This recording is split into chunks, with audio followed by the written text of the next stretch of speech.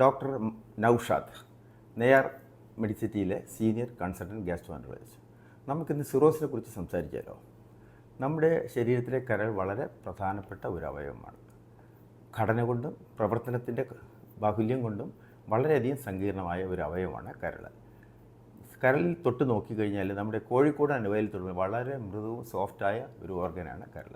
Cirrhosis വന്ന കരളിൽ തൊട്ട് നോക്കി കല്ലിൽ തൊട്ടതുപോലെ ഇരിക്കും. അത് ചുരുങ്ങി അതിൻ്റെ രൂപം മാറി വളരെ ഹാർഡായിട്ടിരിക്കുന്ന അവസ്ഥയാണ്. നമ്മുടെ ശരീരത്തിൽ മറ്റ് പല പ്രധാന അവയവങ്ങളും നിങ്ങൾക്കറിയാവുന്നതുപോലെ ഹാർട്ടുണ്ട്, കിഡ്നിയുണ്ട്, ശ്വാസകോശമുണ്ട്, ബ്രെയിനുണ്ട്. ഹാർട്ടിൻ്റെ ജോലി എന്ന് പറഞ്ഞാൽ നമ്മുടെ ശരീരത്തിൽ രക്തം പമ്പ് ചെയ്ത് ശരീരത്തിലെ വിവിധ ഭാഗങ്ങളിൽ എത്തിക്കുകയും അത് തിരിച്ചു കൊണ്ടുവരികയുമാണ്. നമ്മുടെ കിഡ്നിയുടെ ഫങ്ഷൻ നമ്മൾ നോക്കുകയാണെങ്കിൽ ശരീരത്തിലെ വിഷാംശങ്ങളെല്ലാം അരിച്ച് രക്തത്തിൽ നിന്ന് മാറ്റി യൂറിനിലേക്ക് കലർത്തി കൊണ്ടുപോകാനുള്ള ഒരു അരിപ്പയാണ് കിഡ്നി.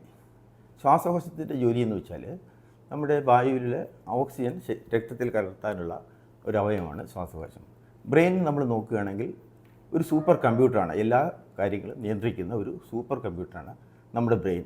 എന്നാൽ ശരീരത്തിൻ്റെ എഞ്ചിൻ എന്താണ്? അതിൻ്റെ ജോലിയാണ് കരൾ. അത്രയും പ്രാധാന്യമുള്ള ഒരു ഓർഗനാണ് കരൾ. കരൾ കട്ടിയായി പോയി കഴിഞ്ഞാൽ ശരീരത്തിൽ നിന്ന് കുടലിൽ നിന്നുള്ള രക്തം കരളിലേക്ക് വന്നു കയറുന്ന ഒരു നാഷണൽ ഹൈവേ ഉണ്ട്, പോർട്ടൽ വെയിൻ എന്നാണ് അതിന് പറയുന്നത്. അതങ്ങ് അടഞ്ഞു പോവുകയും ആ റെസിസ്റ്റൻസ് കല്ല് പോലെ രക്തം കരളിലേക്ക് ചെന്ന് കയറാതിരിക്കുകയും ചെയ്യും. അപ്പോൾ രക്തം ഒഴുകാനായിട്ട് മറ്റ് വഴികൾ തേടിയെത്തും.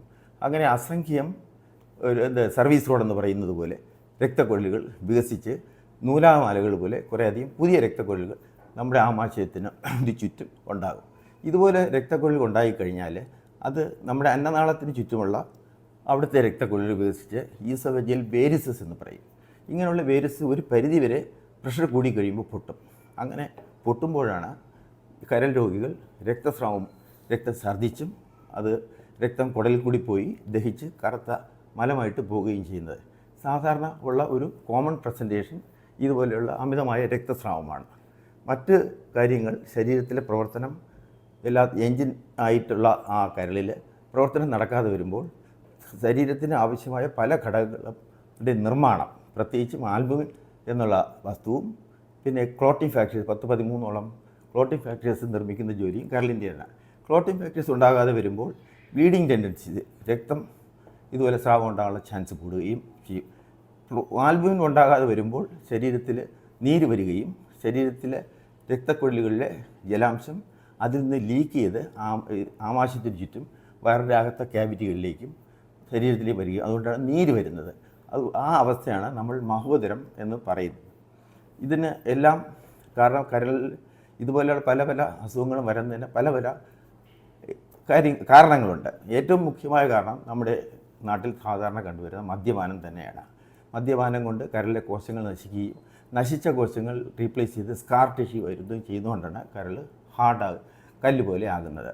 പിന്നെ വേറെ ചില വൈറസുകളുണ്ട്, ഹെപ്പറ്റൈറ്റിസ് ബി എന്ന വൈറസ്, ഹെപ്പറ്റൈറ്റിസ് സി എന്ന വൈറസ്, മറ്റു ചില വൈറസുകളും കരളിലെ നാശത്തിന് കാരണമാകും.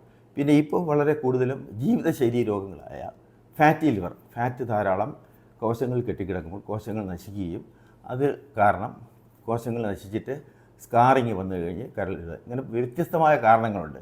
എന്ത് വ്യത്യസ്തമായ കാരണങ്ങളാണെങ്കിലും പരിണിതഫലം ഇതുപോലെ ചുരുങ്ങി കല്ല് പോലെയായ കരളിൻ്റെ അവസ്ഥയാണ്. അങ്ങനെ വരുമ്പോൾ കരളിലെ പ്രവർത്തനങ്ങൾ നടക്കാതെ വരും. കരളിൻ്റെ നിർമ്മാണ കാര്യങ്ങൾ, അതായത് ആൽബുമിൻ്റെ നിർമ്മാണം, ക്ലോട്ടിംഗ് ഫാക്ടേഴ്സ് നിർമ്മാണം, ഇതെല്ലാം നടക്കാതെ വരികയും ചെയ്യും. വളരെ നേരത്തെ നമുക്കറിയാനുള്ളത് രക്തത്തിലെ സാധാരണ പരിശോധനകൾ ചെയ്യുമ്പോൾ പ്ലേറ്റ്ലെറ്റ് കൗണ്ട് വളരെയധികം കുറഞ്ഞു കഴിയുന്നു. അതാണ് സാധാരണഗതിയിൽ നമ്മൾ ആദ്യമായിട്ട് ഇതിനെ കാണുന്നത്. വളരെ നേരത്തെ ഇതിനെ കണ്ടുപിടിക്കാനും കഴിയും. പിന്നെ കരളിൽ ഇതുപോലെ വന്നാൽ എന്താണ് പ്രതിവിധി? എന്ത് മരുന്ന് കൊടുത്താണ് നമ്മൾ കരളിനെ സംരക്ഷിക്കേണ്ടത്? മരുന്നുകളൊന്നും ഫലപ്രദമായി. സിറോസിലേക്ക് നീങ്ങിക്കഴിഞ്ഞാൽ എന്ത് ചെയ്തു കഴിഞ്ഞാൽ അത് പ്രോഗ്രസ് ചെയ്തുകൊണ്ട് തന്നെ ഇരിക്കും. ഒരു പരിധി കഴിഞ്ഞ് ഇത് വന്നു കഴിഞ്ഞാൽ അതിൻ്റെ കോംപ്ലിക്കേഷൻ മാറ്റി അതിൻ്റെ ശാശ്വത വരിക ലിവർ ട്രാൻസ്പ്ലാന്റേഷൻ തന്നെയാണ്. ലിവർ ട്രാൻസ്പ്ലാന്റേഷൻ ഇപ്പോൾ വളരെ സാധാരണയായിട്ട് പല മേജർ ഹോസ്പിറ്റലുകളിലെല്ലാം ഇപ്പോൾ ചെയ്യുന്നുണ്ട്. അത് ഇത് കഴിഞ്ഞാൽ വിജയ ശതമാനം 80-85% വിജയകരമായ ഒരു സർജറിയാണ്.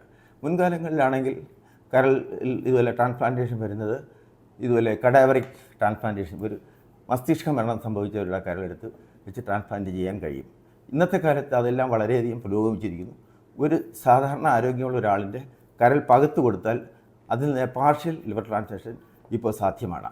അപ്പോൾ കരൾ കിട്ടുന്നതിന് സാധാരണ കിഡ്നി ആണെങ്കിൽ രണ്ട് കിഡ്നി ഉള്ളതുകൊണ്ട് ഒരെണ്ണം ഡൊണേറ്റ് ചെയ്യാം. ലിവറാണെങ്കിൽ ഒന്നല്ലേ ഉള്ളൂ. ആരോഗ്യമുള്ള ഒരു വ്യക്തിയിൽ നിന്നും രക്തം ഗ്രൂപ്പിലുള്ളവരിലേക്ക് കരൾ പകുത്തു കൊടുത്തു കഴിഞ്ഞാൽ വളരെ വിജയകരമായി കരൾ ട്രാൻസ്പ്ലാന്റേഷൻ ഇപ്പോൾ നടക്കും. അതാണ് അതിൻ്റെ ശാശ്വത പരിഹാരം. അതുകൊണ്ട് കരൾ പോകാതെ നശിച്ചു പോകാതെ ഇരിക്കുന്ന കാര്യങ്ങൾ നമ്മൾ ചെയ്യുക. പ്രത്യേകിച്ച് ജീവിതശൈലി രോഗങ്ങൾ ശ്രദ്ധിക്കുക, വൈറസ് രോഗങ്ങൾ വരാതിരിക്കുക, ഇതൊക്കെയാണ് നമ്മൾ ചെയ്യേണ്ടത്.